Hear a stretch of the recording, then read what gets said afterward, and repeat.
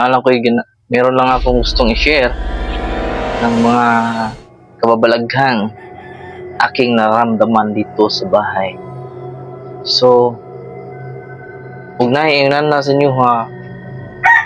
Nasa inana sa mua. Oh. So, atong hisgutan ng mga kaagi na ko sa una. Nakatong bata pa ko until now nga na ko mga nabantayan something creepy. Meron akong I feel na merong kaiba sa bahay namin, like white lady, agta, or something here, voice here. So makakarinig ako minsan ng may nag-iiyak dito in 1 AM in early in the morning, mga kadlaw. So atong unahon og kuan istorya atong kuan nang nakakita ko shadow dire bay nagatubang sa bintana. So kadiyot ra kayo dire. Ali sunda ko na areta dire gawas na dire. Alright, so atong istoryahan ang mga naagian ako dire sa balay. So katong black shadow nga nakita na ko dire ni dungaw siya. Ang black shadow dari sa bintana. So kani nga bintana dari siya ni dungaw bay. Dito siya tumingin sa akin ng mga isang minuto, ay hindi, isang segundo lang kita, tapos nawala dito. Bunga siya dito. Kaya mga dalawang beses ko na yan nakita. Dati yung black shadow, nakita ko na rin yan doon sa kabilang bahay sa sa Mangoto. And then may narinig na din ako na yung lola ko may napag-usapan, yung pinsan ko may nakita daw na itim na kanang shadow, kala nila agta. So yun parang na pero siya yung nauna nakaramdam. Bago lang ako nakaramdam yan. Yung babae kong pinsan nakaramdam ng ganyan, yung black shadow, yung agta. So dito ko nakita yan. Dito ko yung nakita yung agta or black shadow ba dyan.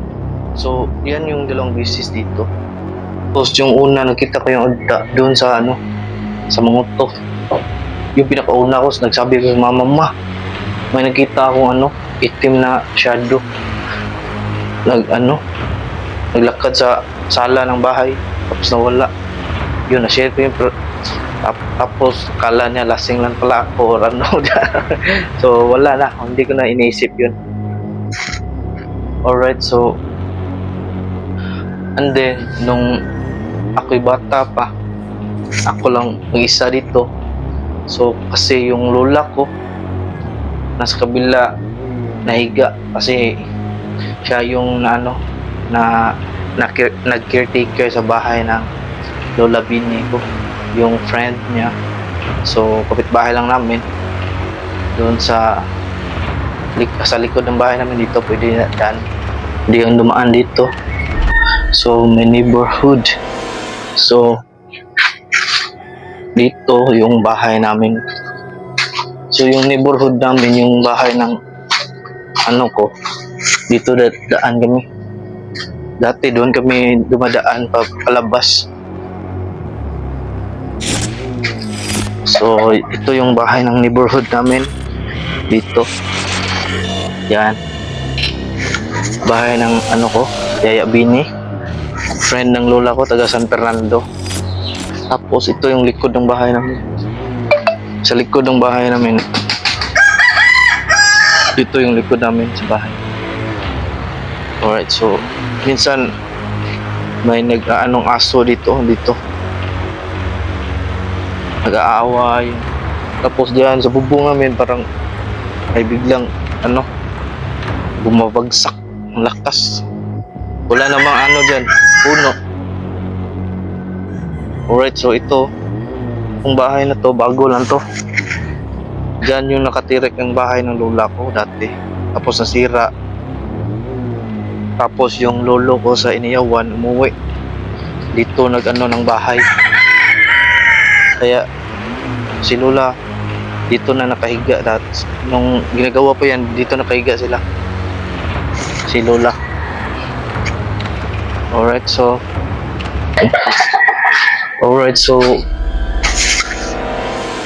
dito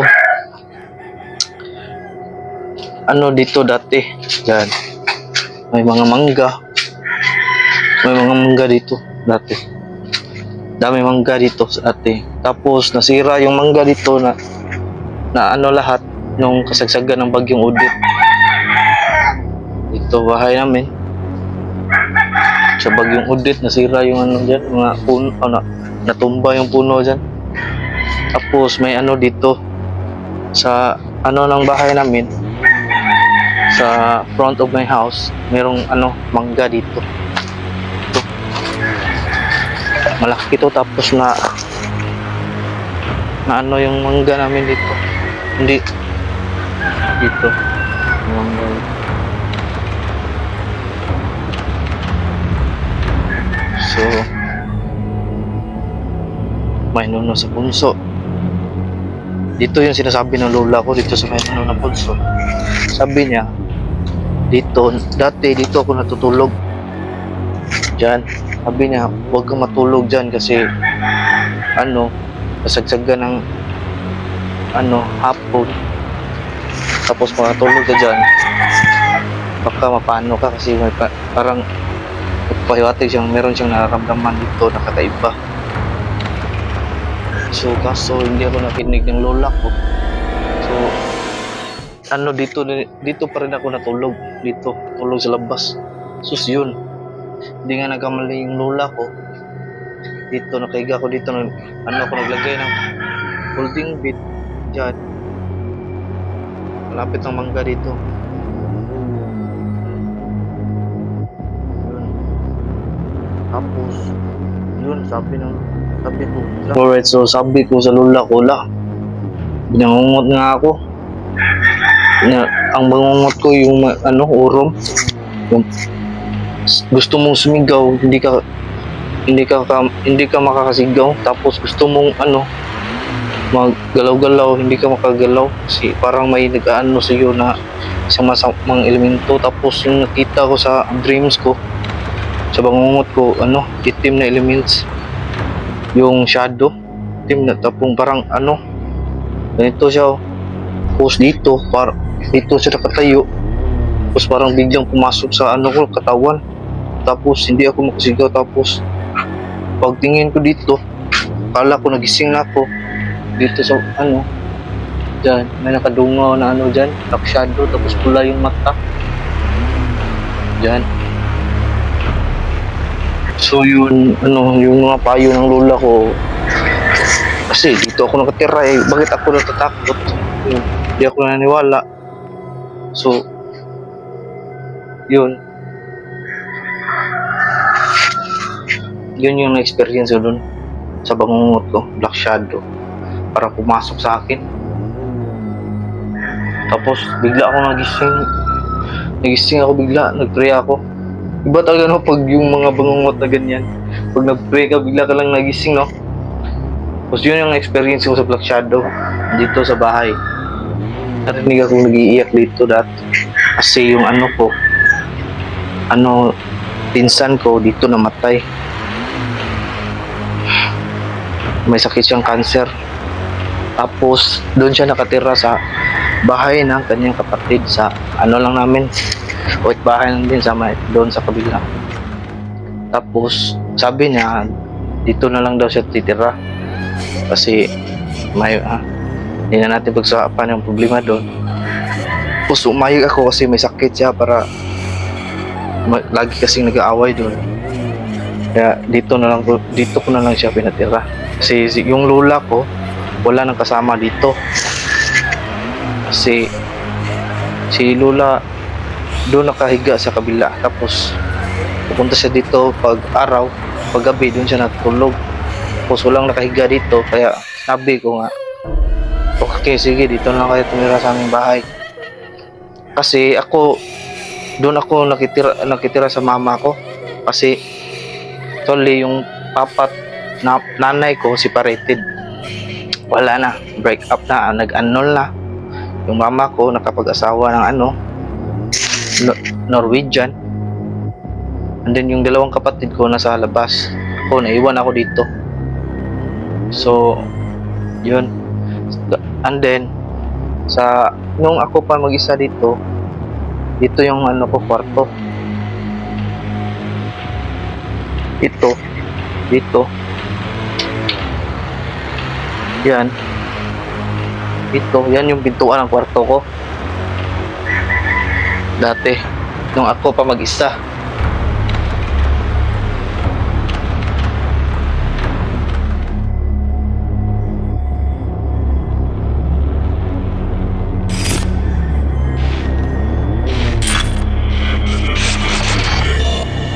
Alright, so let's continue to our topic, to my room here.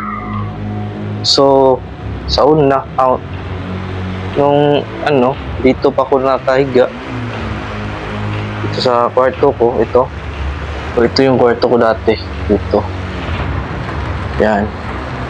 So, iniba na nila. Ginawa nilang, dalawang kwarto to. So, yun, dito yung pintuan ko dati. Yan. So, nung dyan ako nakahiga. So, meron akong, yung sabi ko sa inyo, yung bilang sa, bubong namin, parang may bumagsak. Kala ko, manok o pusa ba yun? Saka nagising ako, kaya lumabas ako. Pag may napansin ako ganyan, hindi ako natatakot. Minsan natatakot ako pag may asong yung yung ganun. Kaya minsan ayaw ko lumabas. yun yung lumabas ako. Kasi yung kitchen namin, yung mga plato, parang yung may lagi na lang tayo, nito kay Kapuya, si Tagalog eh. Sige, at ato lang Tagalog. Inante Migo, Tagalog. So, yun. Yung mga plato dito sa kitchen dyan. Parang may bumagsak. Parang may nababasag. Dyan. Dito. Yung kitchen namin. Tapos parang may nagtatakbuhan dito. Dyan. Pusa ba yun? Iwan ko. Dito yung kitchen namin dito. Dito ako dito ko tinitingnan kung anong meron dito. Kung sinong dito. Kahit ako mag-isa dito, hindi ako natakot. Iba talaga pag sa iyong bahay, no? Pero pag ibang bahay, putik, ayaw nung mabas. Baka anong meron dyan. Takot ako pag sa ibang bahay, pero sa amin, hindi ako takot. So, alright, so, ito yung pinaka-last ko na experience ko dito, yung fairy godmother. Yung mga diwata, parang may diwatang pumasok dito sa bahay namin. Kasi experience ko dito sa pintuan namin. Alright, so dito ako nakaupo. Tapos parang may pumasok dito. Dito ako nakaupo. Alright, so yung nakita ko na parang fairy godmother. Dito siya dumaan. Tapos yung dumaan siya dito siya tumigil. Yung mga parang alitap-tap na nakapugis tao. Yung mga puti-puting may kidap-kidlap. Dito siya bigla nawala. Wala bigla dyan. Tapos maniwala kasi hindi, doon ako na parang may sa akin, parang iwan ko parang may I have something to hear voice. Parang mayroon ako narinig na yung nakita ko yung fairy godmother doon, mayroon ako narinig na mga voice na nakipag-usap sa isip ko. Kaya hindi ko na binibigyan ng pansin. Ayaw ko maniwala ng mga yung mga pananalita minsan. So, madami akong something na na-feel dito ngayon sa pamamahay. Pati sa labas. So, yun. Yun yung na-experience ko. So, huwag na natin pahabain. Sige, bye-bye.